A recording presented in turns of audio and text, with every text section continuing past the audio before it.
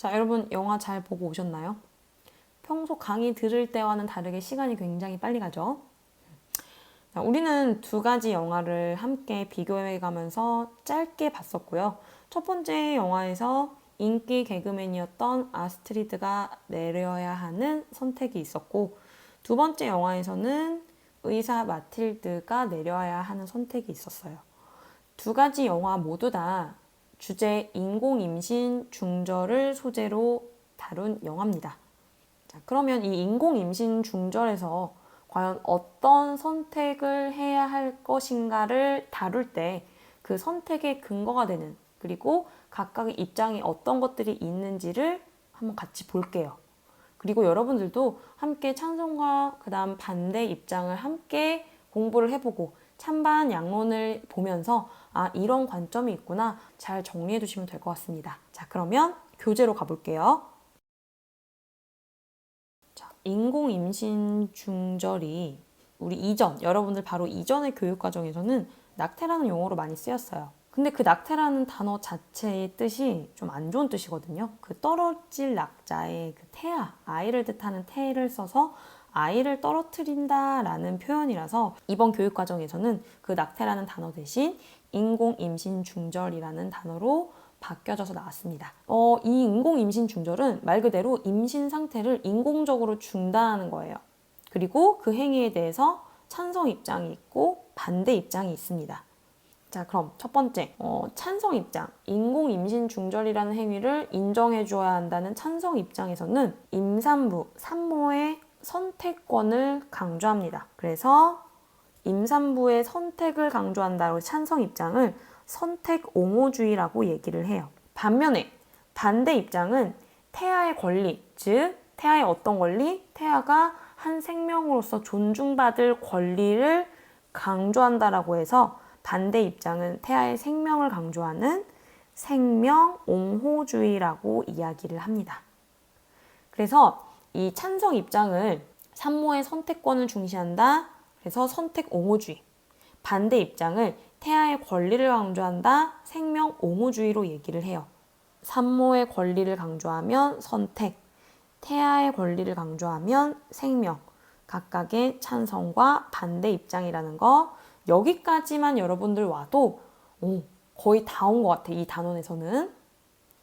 자, 그러면 첫 번째 산모의 선택권을 강조하는 입장의 근거. 어떤 근거에 의해서 여성의 선택권을 강조해서 인공임신 중절을 찬성하는지 총 6가지의 논거가 등장을 합니다. 첫 번째, 그 여성은 기본적으로 자신의 몸에 대한 소유권을 지니고 있다라고 보는 입장이에요. 자, 내가 임신을 했다. 누가? 내가. 그럼 그 임신한 몸은 누구 겁니까? 그 임신한 여성의 것이죠. 그렇기 때문에 여성은 자기 몸에 대해서 자기 것이라는 소유권을 지니게 되고 자신의 여성의 몸의 일부인 태아 역시 여성의 소유로 볼 수 있다. 그러므로 내 소유이기 때문에 내가 어떻게 선택을 할 수 있는 권리, 그 태아를 어떻게 할지, 태아를 계속 생명을 이어나가게 할지를 선택할 수 있는 권리가 있다는 거죠. 그래서 첫 번째, 소유권을 강조하는 소유권 논거예요. 두 번째, 여성은 태아를 생산함으로 태아를 마음대로 할 수 있다. 생산성 논거예요. 여성은 태아를 어떻게 보면 생산한 거죠. 이 세상에 태어날 수 있게끔. 그렇기 때문에 그 생산 주체인 여성이 그것을 마음대로 할 수 있다고 보는 논거예요. 근데 이 논거는 여성을 하나의 생산을 하는 기계로 보고 태아도 하나의 이제 어떤 개체가 아니라 그냥 하나의 생산품으로 본다라고 해서 큰 지지를 받지는 못하고 있습니다. 자, 그다음 세 번째 논거는요. 여성은 자신의 삶을 마음대로 자율적으로 결정할 수 있는 권리가 있다라고 보는 자율성 논거예요. 자, 여러분들의 삶은 여러분들 스스로가 결정을 하죠. 대학을 갈 때 내가 어느 과를 갈 것인가? 물론 여러 가지 어른들의, 부모님의, 선생님의 조언을 듣기도 하지만요. 결국 여러분들이 가고 싶은 대학, 여러분들이 가고 싶은 장래 희망, 여러분들 스스로가 자율적으로 결정을 하는 거죠. 그렇기 때문에 여성 역시 내가 엄마로서의 삶을 살지, 혹은 내가 또 다른 삶을 선택할지는 스스로가 결정을 해야지 그것을 법적으로 제재하고 처벌할 수 있는 권리가 없다라고 보는 게 세 번째 자율성 논거입니다. 자, 네 번째 평등성 논거예요. 여성과 남성은 동등한 권리를 누려야 하는데 이를 위해서 인공 임신 중절에 대한 결정을 역시 자유롭게 할 수 있어야 한다라는 거죠. 자, 다섯 번째 정당방위 논거입니다. 여성이 자기 몸에 대해서 자기 안전에 대해서 방어를 하고 정당방위를 할 수 있는 권리를 지닌다. 그래서 원치 않는 임신이 되었을 때 어떤 범죄에 의해서 성범죄에 의해서 그런 원치 않는 임신이 되었을 때 자신의 삶을 지키기 위해서 자기 방어나 정당방위 측면에서 인공 임신 중절이라는 행위를 인정해 줘야 한다라는 입장이에요.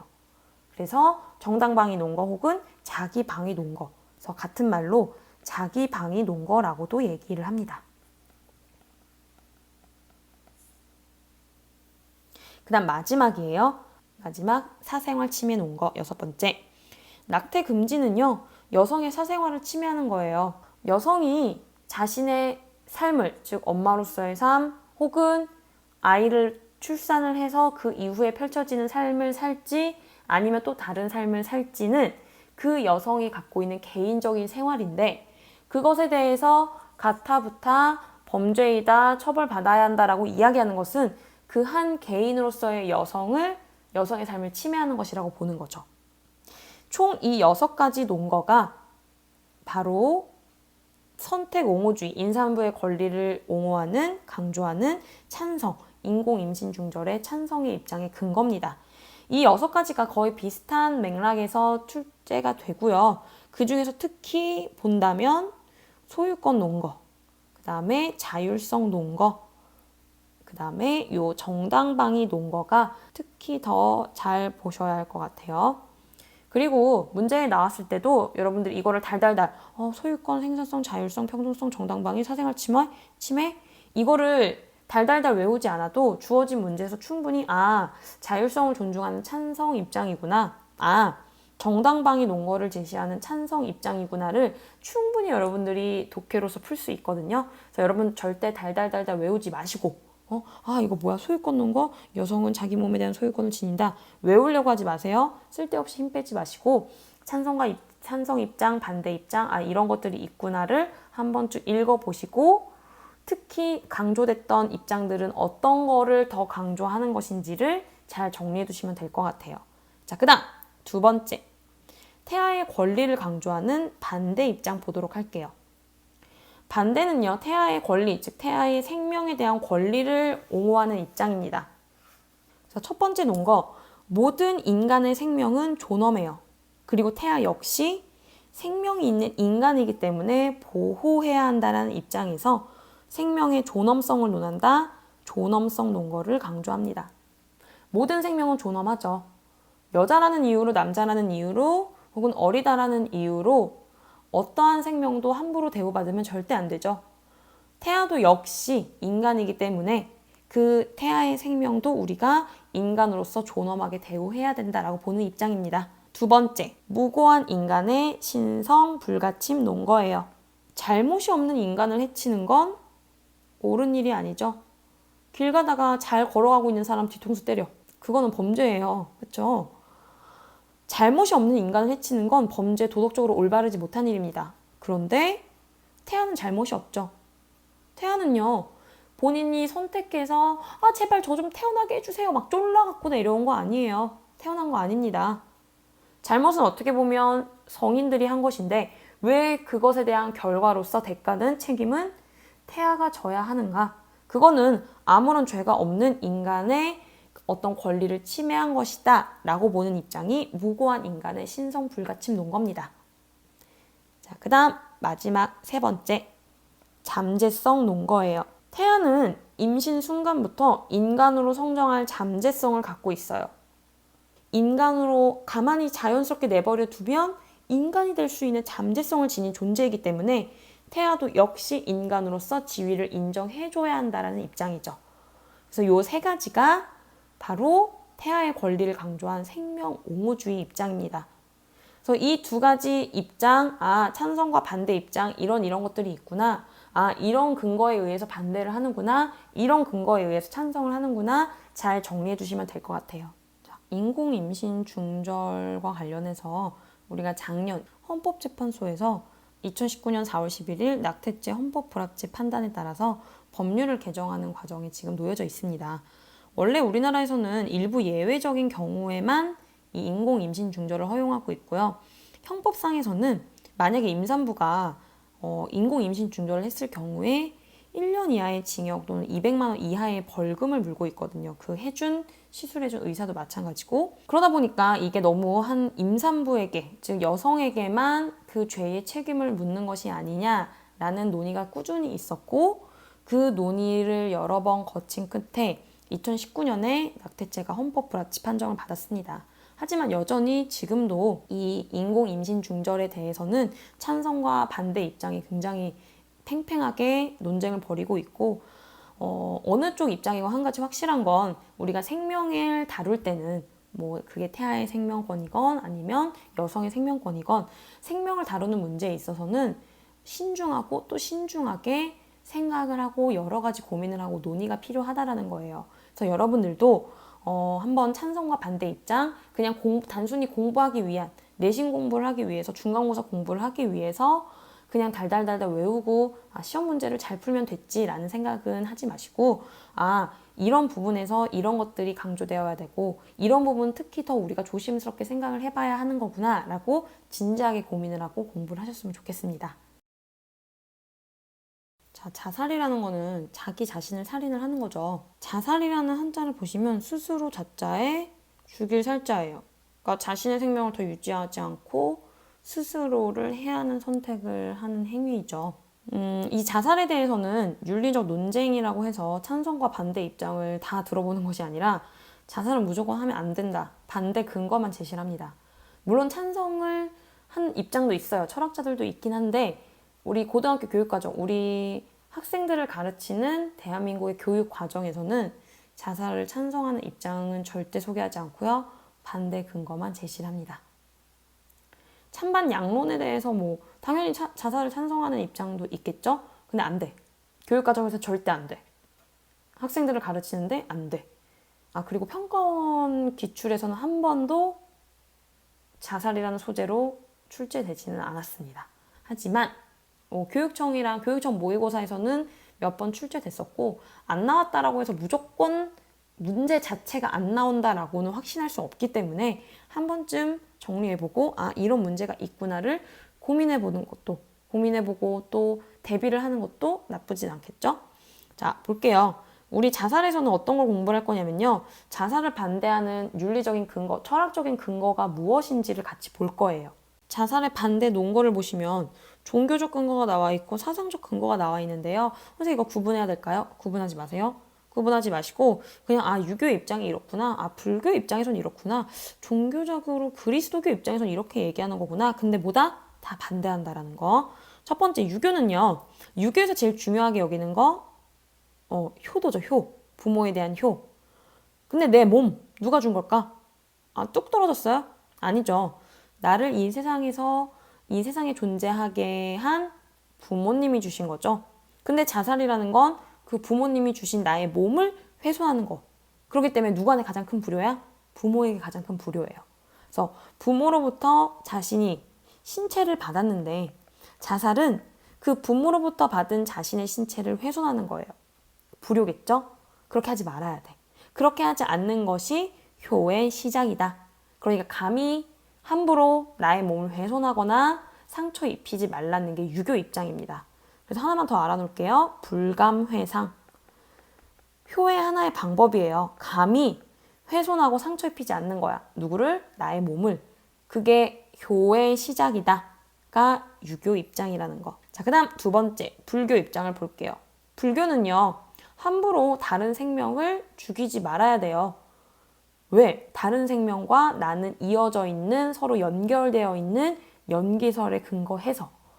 근데 여기서 다른 생명만 해하거나 훼손하는 것이 나쁜 것이 아니라 그들과 이어져 있는 나도 해야 하는 게 나쁜 거예요. 그래서 생명을 해쳐서는 안 된다.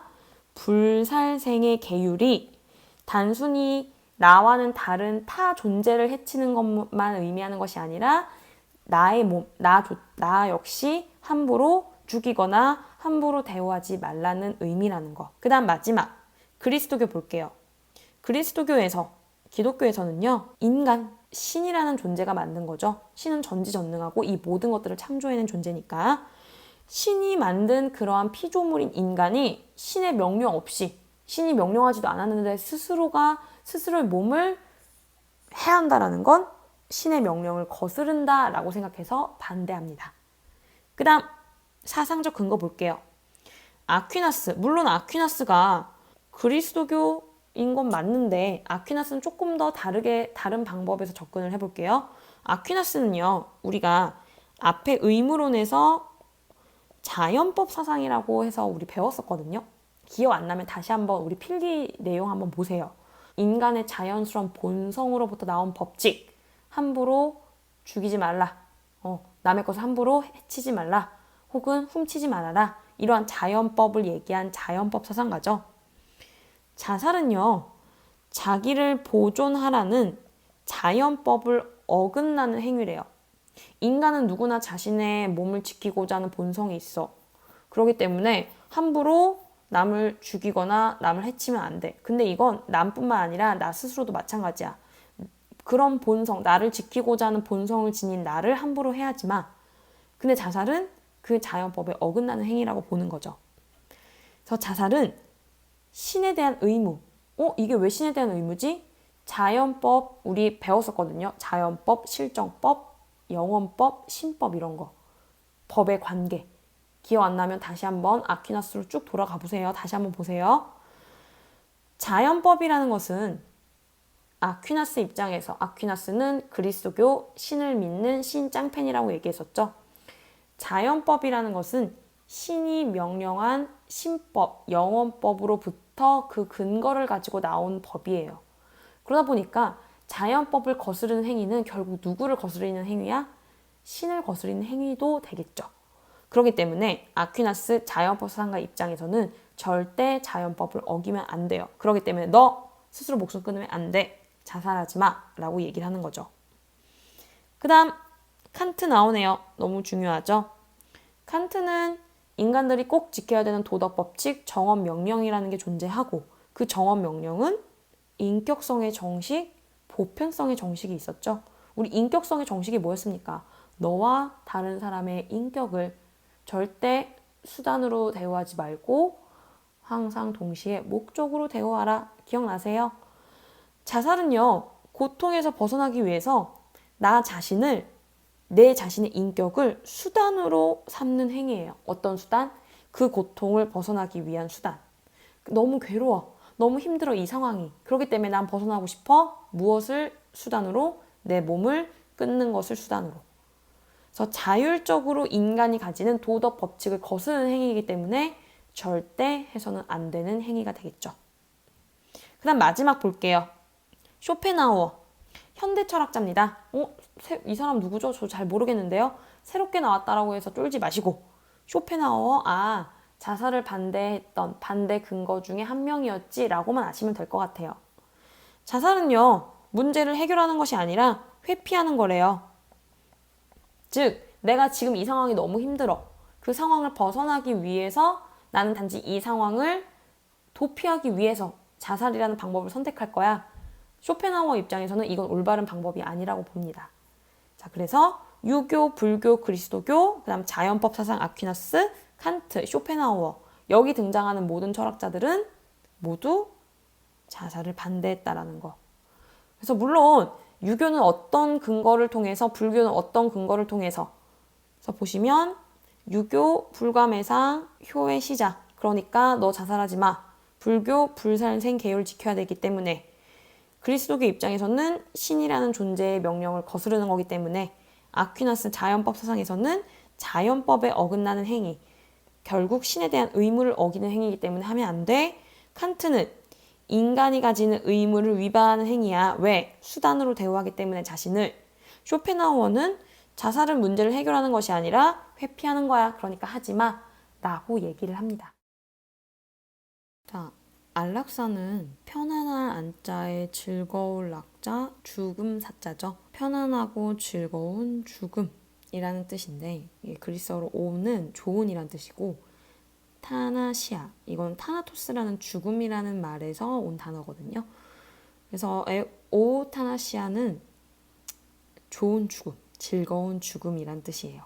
그래서 안락사는요, 어떤 병, 불치병 같은 걸로 극심한 고통을 겪고 있는 환자 혹은 그 가족의 그 요구에 따라서 의료진이 인위적으로 개입을 해서 생명을 단축하는 행위를 안락사라고 얘기를 합니다. 안락사에서는요, 크게 어떤 방법에 따라서 구분하기도 하고요. 환자가 동의를 했냐, 동의를 하지 않았느냐에 따라서 안락사가 구분되기도 합니다. 그래서 안락사의 구분 볼게요. 먼저 환자의 동의 여부. 환자가 동의를 했어. 환자가 오케이를 했다. 스스로가 자발적으로 안락사를 동의했다라고 해서 첫 번째 자발적 안락사라고 얘기합니다. 두 번째, 환자가 동의하지 않았어. 반대로. 동의하지 않는 상황에서 하는 안락사는 이건 살인이죠. 살인이기 때문에 이거는 하면 안 되는 거지. 환자의 동의와는 반대되게 반자발적으로 이루어졌다라고 해서 반자발적 안락사라고 얘기합니다. 그 다음에 세 번째, 안락사에 대한 동의 여부를 확실하게 알 수 없어.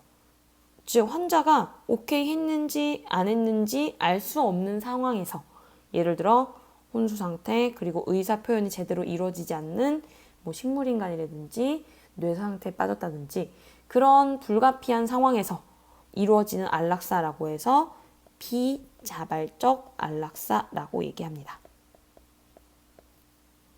자, 여러분 이거 외우지 마세요. 외우지 마시고 스스로가 원했다, 자발적으로 했다, 자발적 안락사. 자발적이지 않아, 그거에 반대됐다, 반자발적 안락사. 긴가민가 잘 모르겠다. 자발적이진 않다 그 대신 그래서 비자발적 안락사라고 얘기를 해요. 쉽죠? 자, 그 다음 두 번째. 죽음에 이르게 하는 방법에 따라서 또 안락사가 구분이 되기도 합니다. 환자가 더 이상 이제 손쓸 수 없는 상태에 이르렀어요. 더 이상 치료로도 불가능하고 회복이 불가능하다. 그런 환자에게 연명 치료를 중단해서 자연스럽게 죽음에 이르도록 하는 방법이 있어요. 연명 치료하는 그 의료 행위를 중지함으로써 예를 들어 산소호흡기. 어떤 환자가 인공호흡기에 의해서 이 생명이 계속 유지되고 있는 상태예요. 그래서 이 기계나 치료 자체를 아예 중지를 해버리면 호흡이 계속 원활하게 이루어지지 않고 몇 분 있다가 수분 후에 아니면 며칠 있다가 자연스럽게 생명이 끊어지게 되겠죠. 그래서 아예 중지하거나 제거하는 것. 그래서 이거를 소극적 안락사라고도 얘기합니다. 소극적 안락사. 자, 반면에 적극적인 의료행위나 처치를 통해서 죽음에 이르게 하는 방법이 있어요. 그러니까 주사 같은 거, 약물 투입하는 거 있죠. 이건 적극적으로 죽음에 개입한다라고 해서 적극적 안락사라고 얘기를 해요. 그래서 이거는 또 역시 살인 행위로도 볼 수 있기 때문에 충분히 문제가 될 수도 있겠죠. 자, 우리가 이제까지 안락사가 어떤 종류가 있고 어떻게 구분되는지를 봤는데 이제 본격적으로 이제 우리 윤리 파트로 들어와서 안락사를 찬성하는 입장은 왜 찬성을 하는지, 어떤 근거에 의해서 찬성을 하는지, 반대 입장은 어떤 근거에 의해서 반대를 하는지를 볼 거예요. 기본적으로 찬성 입장은 인간 스스로는 나 자신의 몸, 내 몸, 그리고 내가 살지 말지에 대해서 선택할 수 있는 권리를 지닌다라고 보는 입장이 안락사를 찬성합니다. 그래서 인간은 자기 자신의 신체, 생명, 죽음에 대해서 마음대로 할 수 있는 권리를 지닌다는 거죠. 그리고 또 하나, 환자를 지켜보는 주변 사람들, 환자 본인도 마찬가지겠지만 가족들도 뭐 병원비 부담도 있을 거고 경제적인 문제, 그 다음에 계속 옆에서 병간호해야 하는 정신적이고 신체적이고 심리적인 그런 힘든 것들이 있을 거 아니에요. 그래서 그런 고통을 감소시켜주고 환자 스스로도 너무 괴로운 거야. 자기 몸이 힘드니까. 그리고 자기 때문에 힘들어하는 주변 가족들을 보면 너무 힘들어. 그래서 그러한 전체적인 고통을 감소시켜주기 때문에 안락사를 찬성하는 공리주의적 관점이 있어요. 우리 공리주의 최대한 많은 사람들의 많은 행복을 추구해야 되고 반면에 고통은 감소시켜야 되죠.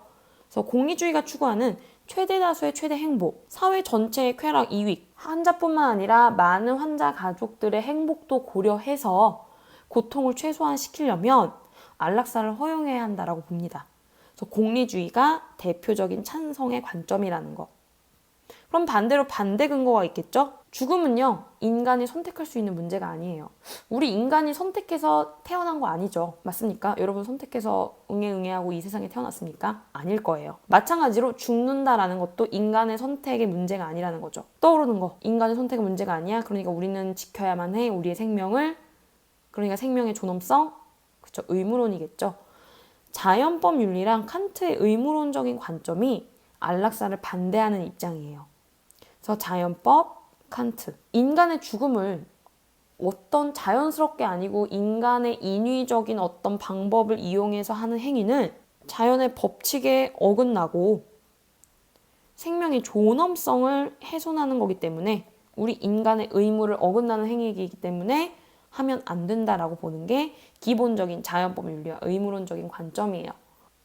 특히 안락사를 허용한다고 하다 보면 결국에는 생명을 가볍게 보는 생명 경시 풍조가 일어날 수 있고, 그리고 분명히 안락사를 다른 방법으로 나쁜 목적에 의해서 잘못 사용하는 경우도 있겠죠?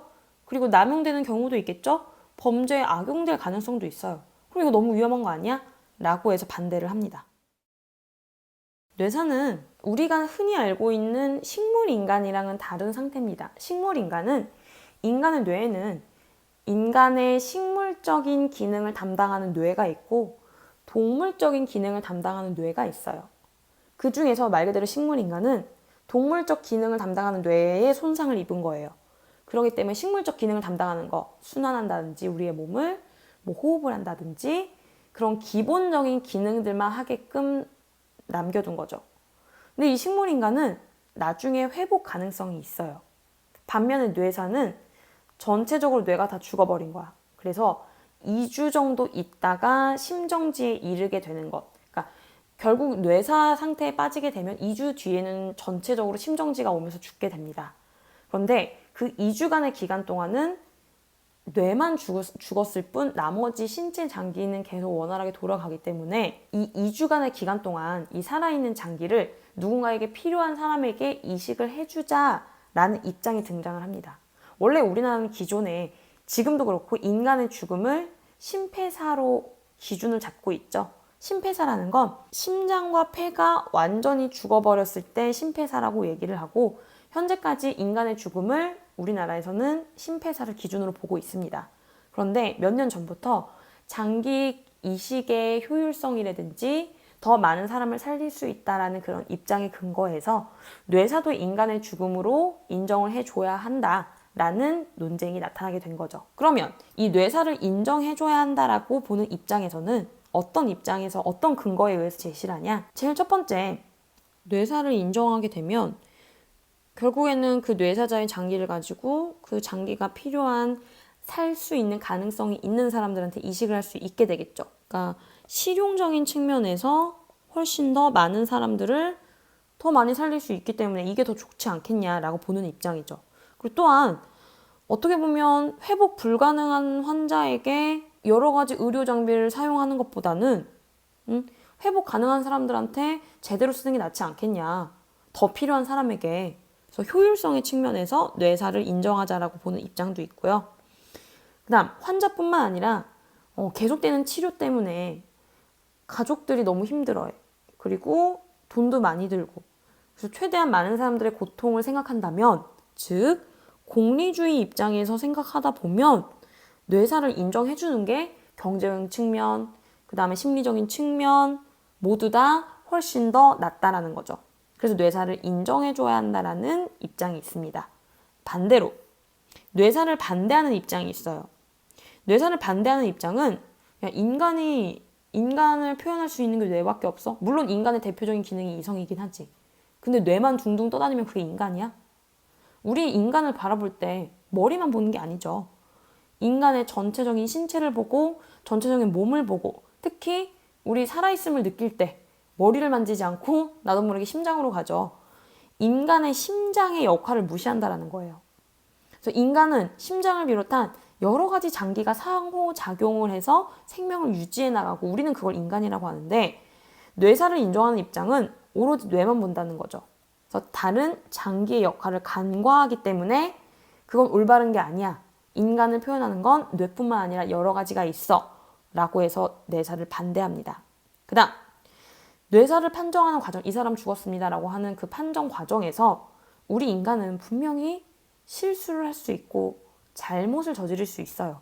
즉 오류 가능성이 있기 때문에 문제점이 있을 수 있기 때문에 더 신중해야 된다는 거죠. 그럼 하나 더, 뇌사를 인정했는데 사실 그게 뇌사가 아니었고 그 다음에 잘못된 방법, 목적에 의해서 장기를 꺼내가려고 어떤 사람은 일부러 뇌사를 판정하는 악용 가능성이 있겠죠. 그래서 악용 가능성, 멀쩡한 사람 뇌사로 죽었다라고 판정해서 장기를 꺼내가려고 하는 범죄에 이용할 수 있기 때문에 뇌사를 반대하는 입장이 나옵니다. 그래서 꼭 어느 쪽 입장이 정답이다, 어느 쪽 입장이 틀린 것이다 라고 생각하지 마시고 이런 입장에선 이런 근거가 나올 수도 있구나, 저런 입장에선 저런 근거가 나올 수 있구나 하나하나 꼼꼼히 따져봐서 정리해 보시면 좋을 것 같아요. 오늘 진짜 수고 많으셨습니다.